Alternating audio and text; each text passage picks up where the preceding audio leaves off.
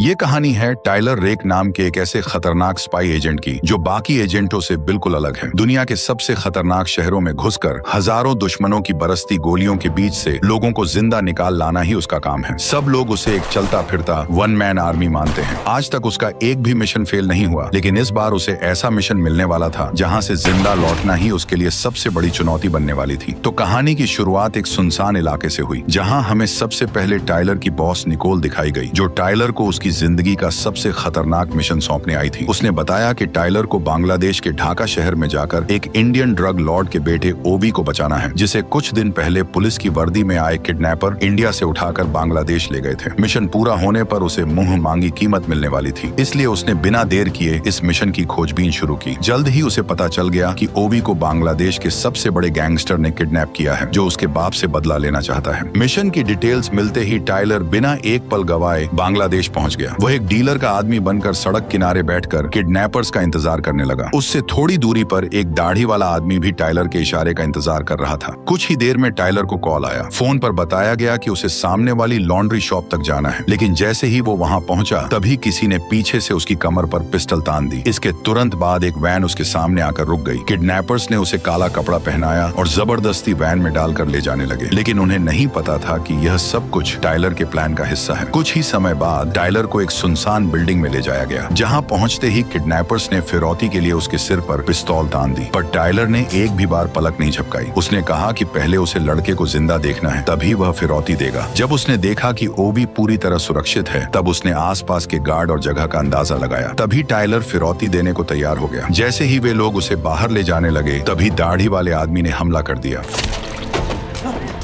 मौका पाते ही टाइलर ने दूसरे किडनैपर को भी मार गिराया। इसके बाद उसने अपने हाथों की रस्सी तोड़ दी। उस समय गार्ड्स को अभी तक एहसास नहीं था कि उनकी मौत का समय आ चुका है। अचानक दरवाजे पर जोरदार दस्तक हुई। जैसे ही किडनैपर दरवाजा खोलने के लिए आगे बढ़ा, तभी टाइलर ने बिना झिझक ट्रिगर दबा दिया।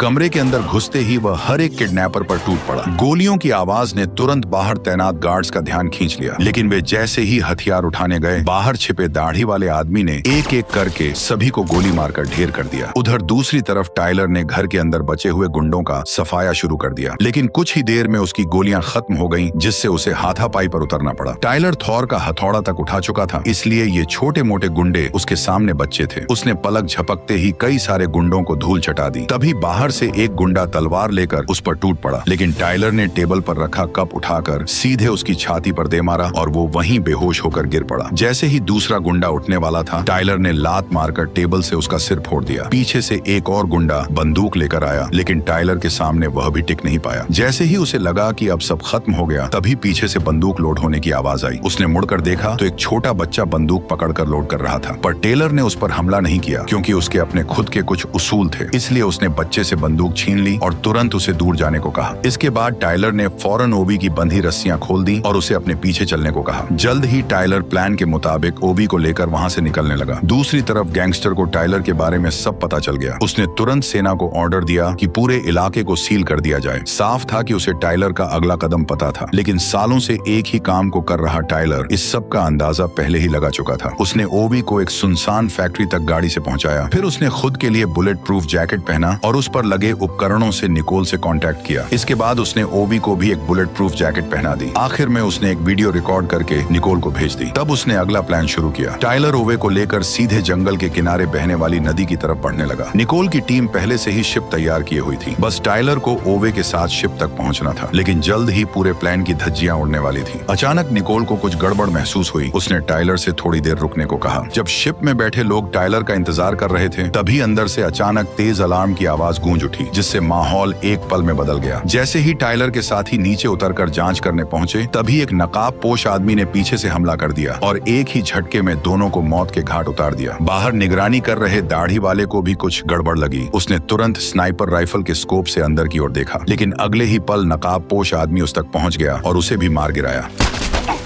अब उसका अगला निशाना टाइलर था। ठीक उसी पल पुलिस ने शिप को ट्रैक कर लिया। निकोल ने तुरंत ये खबर टाइलर तक पहुंचा दी। खबर मिलते ही टाइलर फौरन ओवे को लेकर वहां से भागने लगा। तभी नकाबपोश आदमी की नजर उस पर पड़ गई और उसने बिना देर किए अंधाधुंध गोलियां बरसानी शुरू कर दी। लेकिन जैसे ही टाइलर एक चट्टान के पीछे रुका, तभी नकाबपोश आदमी ने अपना नकाब हटा दिया और सच सामने आया कि नकाबपोश कोई और नहीं बल्कि ओवी के पिता का आदमी सायू था, जो बिना किसी को खबर दिए ओवी को बचाने आया था। सायू जोर से चिल्लाया कि ओवी तुरंत उसके पास आ जाए। आवाज सुनते ही ओवी उसे पहचान गया, लेकिन जैसे ही वह उसकी ओर बढ़ने वाला था, टाइलर ने उसे पकड़कर रोक लिया, क्योंकि इसके पीछे दो वजह थी। पहली ये कि ओवी अब उसके लिए एक कीमती इनाम था, और दूसरी ये कि वह नहीं चाहता था कि जिसे वह मौत के मुंह से निकाल कर लाया था अब फिर से खतरे में पड़े। इसलिए टाइलर ने बिना देर किए एक ग्रेनेड फेंका, जिससे सायू की नजर कुछ पल के लिए धुंधली पड़ गई। इसी मौके का फायदा उठाकर वह ओवे को लेकर भागा और उसी फैक्ट्री के पास पहुंच गया। वहां से उन्होंने तुरंत कार उठाई और बिना देर किए तेज रफ्तार में भागने लगे। लेकिन कुछ ही दूरी पर सामने अचानक दो पुलिस गाड़ियां आकर रास्ता रोककर खड़ी हो गईं। टाइलर ने तुरंत गाड़ी रिवर्स की, तेजी से पीछे हटते हुए उसे घुमाया और दूसरी दिशा में मोड़ दी। इसी दौरान सायू भी उनका पीछा करते हुए वहां पहुंच गया। टाइलर को देखते ही उसने एक पुलिस गाड़ी छीन ली और उनका पीछा शुरू कर दिया। तभी मौका देखकर ओवी कार से उतरकर सायू के पास जाने की कोशिश करने लगा, लेकिन टाइलर ने उसे रोकते हुए बताया कि उसके पिता ने उसे बचाने के लिए पैसे दिए हैं और अब उनके ही आदमी का अचानक सामने आना किसी गड़बड़ की ओर इशारा कर रहा है। उसे शक हुआ कि शायद उसके पिता ने ही उसे धोखा दे दिया है और यहाँ तक पुलिस भी किडनैपर्स के साथ मिली हुई है। इसलिए टाइलर ने निकोल के बताए रास्ते पर गाड़ी मोड़ दी और वहाँ से निकलने की कोशिश करने लगा, लेकिन पीछा कर रही पुलिस गाड़ियां लगातार बढ़ती जा रही थी और वे बार बार उसकी गाड़ी को टक्कर मार रही थी। इसी बीच सायू ने पुलिस पर ही गोलियां चलानी शुरू कर दी और एक एक करके पीछा कर रही गाड़ियों को रोक दिया। लेकिन टाइलर के लिए हालात और भी खराब हो गए, क्योंकि आगे का रास्ता पहले से ही पुलिस ने ब्लॉक कर रखा था। अब वह चारों तरफ से घिर चुका था। आखिरकार उसने गाड़ी रिवर्स में डाली और पीछे खड़ी सायू की गाड़ी से भड़का दी। अचानक हुई टक्कर से सायू अपना कंट्रोल खो बैठा। दूसरी तरफ वहां पहुंचे बाकी पुलिस वालों ने उसे नजरअंदाज कर दिया और सीधे टाइलर को ढूंढने निकल गए। इस वक्त वे एक छोटे से इलाके में थे, जहां चारों तरफ तंग गलियां फैली हुई थी। इसलिए कुछ ही पलों में टाइलर और ओवी नजरों से ओझल हो गए। भागते भागते अचानक टाइलर एक पुलिस वाले के सामने आ गया। पुलिस वाला कुछ समझ पाता उससे पहले ही टाइलर ने उसकी गर्दन पर वार किया और उसे वहीं खत्म कर दिया। इसके बाद उसने ओवे को अपने पीछे कर लिया, लेकिन जैसे ही वे आगे बढ़े तभी अचानक कई पुलिस वाले उसके सामने आ गए, लेकिन वे सभी टाइलर को रोक पाए इतनी उनमें दम नहीं थी। टाइलर ने एक साथ सभी को ढेर कर दिया, लेकिन एक पुलिस वाला मौका देखकर तुरंत ओवे की तरफ दौड़ पड़ा। ओवे यह देखकर भागने लगा, तभी सामने से एक और पुलिस वाला आ गया। वह तेजी से मुड़कर पास के एक घर में घुस गया और पीछे के दरवाजे से बाहर निकल गया। उसके पीछे पीछे पुलिस वाला भी भागता हुआ बाहर आया, लेकिन बाहर निकलते ही टाइलर ने उसे गोली मारकर खत्म कर दिया। इसके बाद टाइलर ओवे को लेकर वहां से निकलने लगा, लेकिन तभी चार और पुलिस वाले सामने आ गए। टाइलर ने कवर लेते हुए उन सबको भी मार गिराया। तभी उसने नीचे की ओर देखा और उसे समझ आ गया कि पुलिस ने उन्हें चोरों ओर से घेर लिया है। यह देखकर वह तुरंत ओवे को लेकर छत की तरफ भागा, लेकिन ऊपर पहुंचते ही उसने देखा कि आसमान में हेलीकॉप्टर भी नजर रख रहे हैं। इसलिए दोनों तुरंत वापस नीचे उतरने लगे, लेकिन जैसे ही वे दूसरी मंजिल पर पहुंचे तभी वहां अचानक सायू फिर से सामने आ गया, जिससे दोनों के बीच जबरदस्त भिड़ंत हो गई और लड़ते लड़ते दोनों ऊपर से नीचे गिर पड़े। उठते ही दोनों दोबारा एक दूसरे से भिड़ गए। आसपास खड़े लोग इस लड़ाई को ऐसे देख रहे थे जैसे यह उनके लिए कोई नई बात न हो। इसी बीच टाइलर धीरे धीरे सायू पर हावी होने लगा, लेकिन तभी अचानक एक कार आ गई।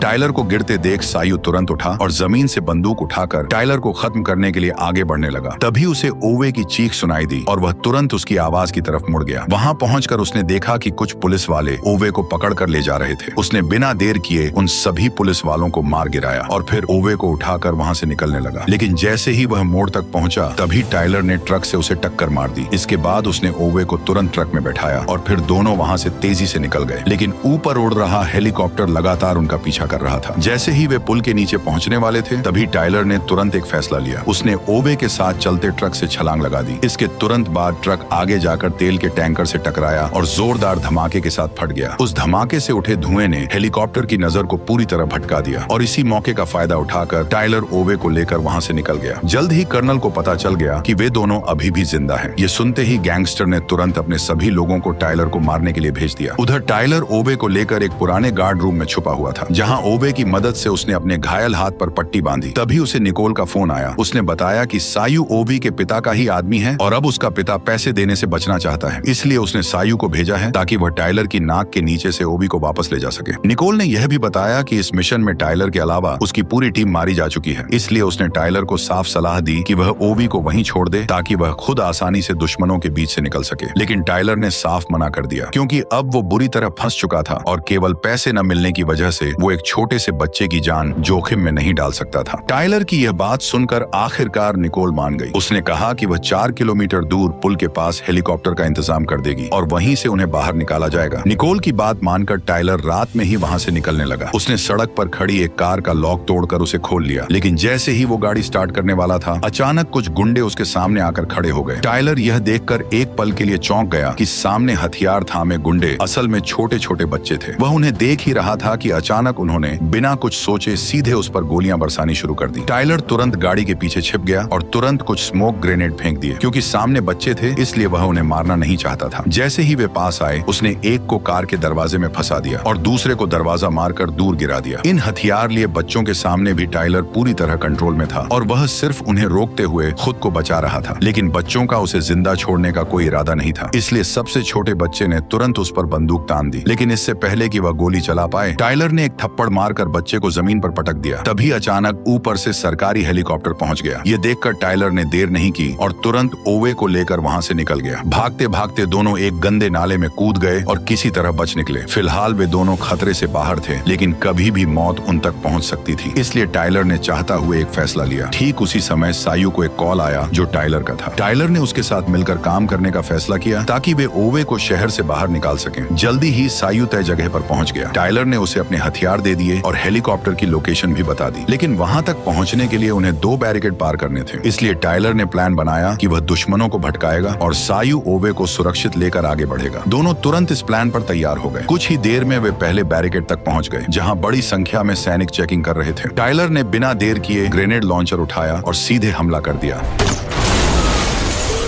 हमले की वजह से सैनिकों का ध्यान टाइलर पर चला गया, जिससे दोनों तरफ से जबरदस्त लड़ाई शुरू हो गई। इसी मौके का फायदा उठाकर सायू गाड़ी लेकर तेज रफ्तार में बैरिकेड पार कर गया, लेकिन टाइलर अभी वहां से निकल भी नहीं पाया था कि तभी नीचे खड़े सैनिकों ने रॉकेट लॉन्चर तैयार कर लिया। दुश्मन तेजी से उसकी तरफ बढ़ रहे थे, लेकिन जो भी सामने आया टाइलर उसे तुरंत खत्म करता चला गया। ऊपर आ रहे सैनिक कुछ ही पल में ढेर होते चले गए। उसी वक्त टाइलर ने सीढ़ियों से सैनिकों की आहट सुनी और तुरंत एक ग्रेनेड निकालकर नीचे फेंक दिया। उधर सायू ओवे को लेकर दूसरे बैरिकेड तक पहुंच चुका था, लेकिन सामने भारी भीड़ और ट्रैफिक देखकर साफ था कि गाड़ी लेकर निकलना नामुमकिन है। इसलिए उसने गाड़ी छोड़कर भीड़ के बीच से निकलने का फैसला किया। वह धीरे धीरे लोगों के बीच चलते हुए आगे बढ़ने लगा, लेकिन बीच रास्ते में एक दाढ़ी वाले सैनिक की नजर उस पर पड़ गई। वह उसे पीछे से आवाज देता रहा, लेकिन सायू ने ऐसे दिखाया जैसे उसने कुछ सुना ही नहीं हो और वह लगातार आगे बढ़ता गया। जैसे ही वो भीड़ वाले इलाके से थोड़ा बाहर निकला, तभी उसने पीछे मुड़कर हालात का अंदाजा लिया, क्योंकि अब पकड़े जाने पर भी निकलने का मौका था। उसने तुरंत सैनिकों की पोजीशन पर नजर दौड़ाई और दिमाग में हमला करने का पूरा प्लान बना लिया। जैसे ही ओवी ने अपने सिर से टोपी हटाई, तभी अचानक सायू ने बंदूक निकालकर सैनिकों पर हमला बोल दिया। गोलियों की आवाज से चारों तरफ अफरा तफरी मच गई और सायू ओवे के साथ कार के पीछे छुप गया। सैनिक तेजी से दोनों की तरफ बढ़ने लगे। तभी सायू बाहर आया और सैनिकों को आगे बढ़ने से रोकने लगा। उसने एक एक करके कई सारे सैनिकों को मार गिराया। फिर उसने एक ग्रेनेड निकाला और सही मौके देखकर सैनिकों की ओर फेंक दिया। धमाके का फायदा उठाकर वह तेजी से वापस ओवे के पास पहुंच गया। उधर पुल पर हुए धमाके ने तुरंत कर्नल और बाकी अफसरों का ध्यान खींच लिया। उन्होंने बिना देर किए भारी हथियारों से लैस स्पेशल फोर्स को हेलीकॉप्टर से वहां भेज दिया। यह देखकर सायू ने तुरंत ओवे को गाड़ी के अंदर छुपने को कहा और खुद हेलीकॉप्टर पर अंधाधुंध फायरिंग करने लगा। लेकिन सामने से हो रही तेज गोलाबारी के सामने वह ज्यादा देर तक टिक नहीं पाया। वो सिर्फ छिप छिप कर अपनी जान बचाने की कोशिश करता रहा। एक साथ 5 सैनिक 5 बंदूकों के साथ उस पर हमला कर रहे थे, लेकिन जैसे तैसे जान बचाकर सायू एक ट्रक के पीछे छुप गया। कुछ ही देर में हेलीकॉप्टर से स्पेशल फोर्स के जवान सायू के सामने उतर आए और उसे चारों तरफ से घेर लिया। अब हालात यह थे कि सामने स्पेशल फोर्स और पीछे सैनिक थे, जिससे सायू पूरी तरह फंस चुका था। उसने तुरंत टाइलर को मदद के लिए बुलाया, लेकिन टाइलर अभी भी सैनिकों के बीच में फंसा हुआ था। तभी अचानक उसके सामने एक हथियारों से लेस गाड़ी आकर रुक गई। उसमें बैठे सैनिकों ने मशीन गन से टाइलर पर बिना रुके गोलियां चला दी। खुद को बचाने के लिए वह तुरंत पास की सब्जी मंडी में छिप गया। जल्द ही सैनिक गाड़ी से नीचे उतरकर जाकर उसे ढूंढने लगे। लेकिन तभी टायलर ने एक फ्लैश ग्रेनेड फेंक दिया, जिससे कुछ समय के लिए उन्हें दिखना बंद हो गया। इसी मौके का फायदा उठाकर टायलर ने उन पर हमला कर दिया। बाहर निकलते ही टायलर ने मशीन गन पकड़े सैनिक को मार गिराया, फिर 2 ग्रेनेड गाड़ी के अंदर डालकर वहां से दूर निकल गया। उधर सायू अब धीरे धीरे हार मानने वाला था, लेकिन तभी अचानक टायलर की बॉस निकोल वहां आ गई और आते ही उसने गाड़ी में से आरपीजी निकालकर हवा में मंडराते हेलीकॉप्टर पर दाग दी और एक ही झटके में हेलीकॉप्टर जमीन पर धराशायी हो गया। ठीक उसी पल टायलर दूसरे बैरिकेड तक पहुंच गया, जहां उसने एक एक करके पुल पर खड़े सैनिकों को सटीक निशाने से मार गिराया। जल्द ही टायलर को ओवे की पोजीशन का पता चल गया, इसलिए वो पुल के किनारे से आगे बढ़ते हुए आसपास बचे हुए सैनिकों को मारने लगा। जबकि सायू पुल के बीच में फंसा हुआ था, उसके पास अब सिर्फ एक पिस्तौल बची थी। फिर भी वह जैसे तैसे कई सारे सैनिकों को ओवे के पास पहुंचने से रोकता रहा, लेकिन अगले ही पल एक स्नाइपर की गोली सीधे उसके सिर में जा लगी।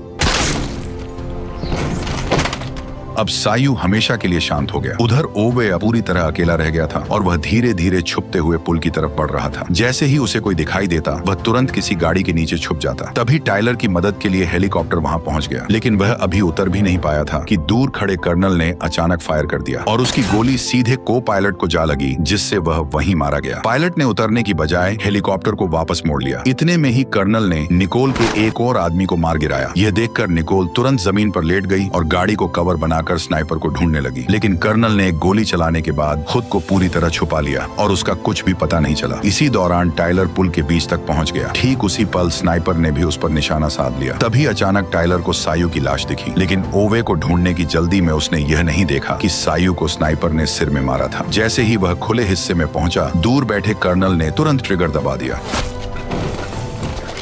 गोली लगते ही टायलर वहीं गिर पड़ा। अब कर्नल उसे खत्म करने के लिए दूसरी गोली चलाने ही वाला था कि तभी अचानक ओवे दौड़ता हुआ आया और टायलर के सामने खड़ा हो गया। टायलर को खून से लथपथ देखकर ओवे की आंखों से आंसू निकल आए, क्योंकि उसके लिए टायलर सिर्फ एक बॉडीगार्ड नहीं था, बल्कि एक पिता जैसा बन चुका था। अब वही उसका एकमात्र सहारा था। लेकिन टायलर जानता था कि यह वक्त भावनाओं में बहने का नहीं है, इसलिए उसने दर्द सहते हुए ओवे से कहा कि वह पूरी ताकत लगाकर पुल के उस पार भाग जाए। इस दौरान कर्नल अभी भी मौके की तलाश में घात लगाए बैठा था, लेकिन तभी निकोल ने कर्नल की लोकेशन पकड़ ली।